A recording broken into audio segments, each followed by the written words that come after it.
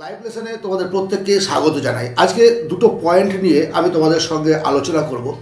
যে দুটো পয়েন্ট যদি জীবনে মেনে চলো, খুব কঠিন না, খুব সহজ দুটো পদ্ধতি, তাহলে তুমি জীবনে অবশ্যই সফলতা অর্জন করতে পারবে। সে সাফল্য তোমার চাকরির জন্য হতে পারে বা বিজনেসের জন্য বা জীবনে যা কিছু চাও, এই দুটো বিষয় অবশ্যই তোমার মধ্যে থাকতে হবে, তবে তুমি জীবনে নিজের লক্ষ্যে পৌঁছতে পারবে।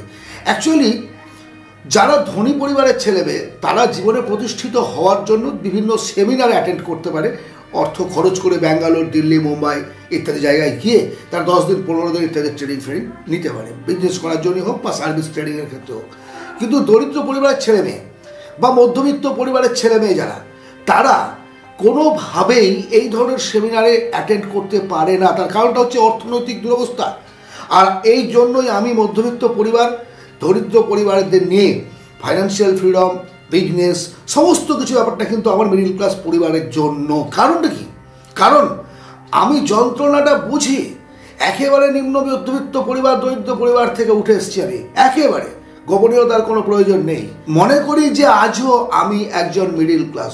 সো অ্যাজ এ বাবা, আমি আমার সন্তানকে মানুষ করতে গিয়ে কী ধরনের কষ্টের মুখোমুখি হয়েছি সেটা আমি জানি, এবং আমি আমার জীবনে প্রতিষ্ঠিত হওয়ার জন্য কতটা কষ্ট করেছি সেটাও আমি জানি। আমি চাই তোমরা যেন সেই ভুলগুলো দ্বিতীয়বার না করো এবং আগামী দিনের পথ চলাটাকে সুন্দর করতে পারো। সেমিনারে যাওয়ার কোনো প্রয়োজন নেই। বিভিন্ন ইউটিউবে এই ধরনের মোটিভেটেড ভিডিও আছে, যে কোনো ধরনের বিজনেস ইত্যাদি ইত্যাদি, তোমরা সেগুলো দেখতে পারো। অনলি 2 টিপস জীবনে যদি মেনে চলতে পারো তাহলে অবশ্যই তুমি সফল হবে। প্রথম কথা হচ্ছে, তুমি আজ থেকে নিজেকে কারোর সঙ্গে কম্পেয়ার করবে না। আবারও শোনো, তুমি নিজেকে কারোর সঙ্গে কখনো কম্পেয়ার করবে না। কেন করবে না? কম্পেয়ার করা, নকল করা, অনুসরণ করা একই অর্থ নয়। তুমি অনুসরণ করো একজন বিগ বস, তোমার একজন যিনি সুপার হিরো আছেন, তুমি যেটা হতে চাও, তুমি একজন আদর্শ শিক্ষক হতে চাও, তো তোমার মধ্যে কোনো একজন শিক্ষকের স্বপ্ন আছে। তুমি একজন নায়ক হতে চাও, কোনো একজন নায়কের স্বপ্ন আছে। তুমি একজন বিজনেসম্যান হতে চাও, কোনো একজন বিজনেসম্যানের স্বপ্ন আছে। তার যে পথ চলা, তার যে লাইফস্টাইল, সেগুলো তুমি অনুসরণ করো, বাট অনুকরণ নয়। অনুকরণ করবে না। কারণটা কি? পৃথিবীতে কেউ কারো মতো নয়, কেউ কারো মতো না। তুমি তোমার মতো, আমি আমার মতো। তুমি যেটা পারো সেটা আমি পারি না, আমি যেটা পারি সেটা তুমি পারো না। সো কারো মতো কেউ হতে পারবে না, এটা সম্ভব না, এটা একটা অসম্ভব ব্যাপার। এবার কারোর সঙ্গে নিজেকে যখন কম্পেয়ার করতে যাই, তখন কি দেখি, দূরের দিকে তাকানোর বস কোনো প্রয়োজন নেই। নিজের বন্ধু অ্যাঙ্গেলটাকে দেখো। যখন তুমি মনে করো যে আমার এই বন্ধুটা না বেশ বড়লোকের ছেলে, প্রচুর টাকা আছে, তুমি নিজেকে ছোট করলে, তুমি নিজে নিজে দুর্বল হয়ে গেলে তার সামনে। বা তুমি ভাবছো যে এ আমার থেকে নলেজ কম রাখে, আমি সবচেয়ে জ্ঞানী। কী হলো তাহলে? তুমি তার সঙ্গে আর কোনো ব্যাপারে যুক্তি নেবে না, কারণ সে তো কম জানে তোমার থেকে, তোমার বিশ্বাস। বাট এই পৃথিবীতে বৃদ্ধ বয়স পর্যন্ত শিক্ষার শেষ নেই, শিক্ষার কোনো শেষ নেই। একটা কথা আছে না, যে শিক্ষার শেষ নেই, মার খাওয়ার বয়স নেই। এটাই হচ্ছে রিয়ালিটি। মিডিল ক্লাস পরিবারের ছেলেমেয়েরা নিজেদেরকে একটা জায়গায় ভেবে নেয় যে আমি সুপার হিরো, স্পাইডারম্যান। সেগুলো সিনেমায় সম্ভব, ঝুঁকেঙ্গা নেই, এগুলো সিনেমায় সম্ভব। জীবনে কিছু করতে গেলে ঝুঁকতে হবে। জীবনে যদি কিছু করতে চাও যোগ্য স্থানে, হ্যাঁ, তুমি সব জায়গায় নয়, তুমি তোমার যে অ্যাসিস্ট্যান্ট তার কাছে নিশ্চয়ই ঝুঁকবে না, কিন্তু তুমি তোমার বসের কাছে ঝুঁকবে।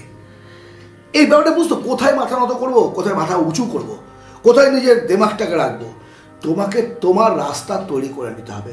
আর ডোন্ট কম্পেয়ার ইয়োরসেলফ, কারোর সঙ্গে নিজেকে তুলনা করবে না। দ্বিতীয় যে নিয়ম, সেটা হচ্ছে আমরা আমাদের গোল বা লক্ষ্যকে সঠিকভাবে সেট করতে পারি না। তুমি জীবনে কত টাকা পেলে ধনী হতে পারবে জানো?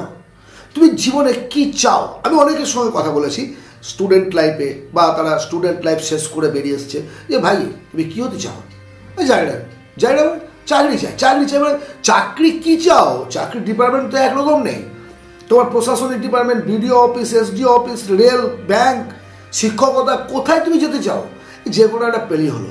এই যে কোনো একটা পেলেই হলো করে কিন্তু কোথাও কিছু পৌঁছে যাওয়া যায় না। যেমন বলেছি এর আগে, যে আমি স্টেশনে গিয়ে যদি টিকিট মাস্টারকে 200 টাকার একটা নোট দিয়ে বলি যে স্যারের টিকিট দিন, উনি জিজ্ঞেস করবেন কোথায় যাবেন।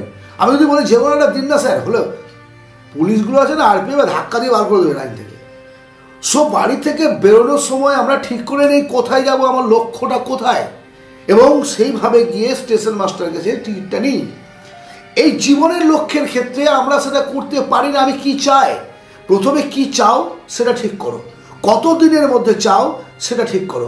এবার ঠিক করতে পারবে তখন তুমি যে কিভাবে সেটা পেতে চাও, কিভাবে পেতে চাও।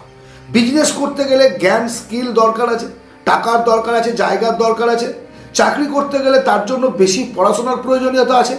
এবার তুমি তো রাস্তা খুঁজে পাবে, আর যদি রাস্তা খুঁজে না পাও রাস্তা তৈরি করে নাও, রাস্তা তৈরি করে নাও। যারা জীবনে প্রতিষ্ঠিত হয়েছে তাদের কেউ রাস্তা দেখিয়ে দেয়নি, তারা প্রত্যেকে নিজের লড়াইটা নিজেই লড়েছে। এপিজে আব্দুল কালাম স্যার কোন পরিবারের ছিলেন? গরিব কোটিপতি ঘরের ছেলে ছিলেন না। দুবেলা দুমুঠো খাবার তার বাবা ঠিক মতো জুটিয়ে দিতে পারেননি, কিন্তু তিনি দরিদ্র হয়ে মারা যাননি। তিনি একটা জায়গায় পজিশনে গিয়ে ভারতের শ্রেষ্ঠ মানুষ হয়েছেন, বিশ্বের সেরা মানুষ হয়েছেন, মিসাইল ম্যান হয়েছেন, রাষ্ট্রপতি হয়েছেন। কেন? আমরা দারিদ্রতার মানে সুযোগটাকে আমরা পরিবার সমাজ পয়সা নেই পারছি না, এগুলো ঠিক না বস, এগুলো ঠিক না।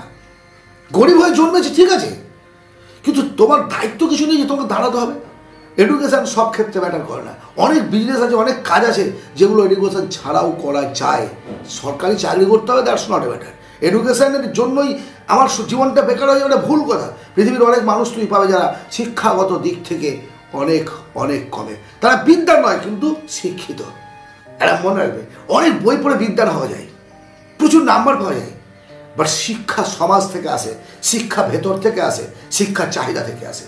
এই দুটো পয়েন্ট আবার মনে রাখো, নিজেকে কারোর সঙ্গে কম্পেয়ার করবে না এবং নিজের লক্ষ্যটাকে স্থির করে নাও। কী চাও, কতদিনের মধ্যে চাও, কীভাবে চাও। তোমার জীবনের প্রত্যেকটা ক্ষেত্রে কোনোভাবে কোনো কিছুই টাকা বলো, শক্তি বলো, সময় বলো তোমার বাধা হয়ে দাঁড়াতে পারবে না। তুমি ঠিক জীবন যুদ্ধে জয়লাভ করতে পারবে। যেমন ঠিক সমুদ্রের স্রোতে, সমুদ্রের মাঝে গিয়ে জোয়ার ও ভাটার মধ্যে মৎস্যজীবীরা বেঁচে থাকে, নৌকা চালিয়ে যেতে পারে, জাহাজ চালিয়ে যেতে, তুমি তোমার জীবন যুদ্ধে জোয়ার ভাটাতেও সেইভাবে এগিয়ে যেতে পারবে। ধন্যবাদ, ভালো থেকো। যদি ভালো লাগে একটা লাইক সাবস্ক্রাইব করো।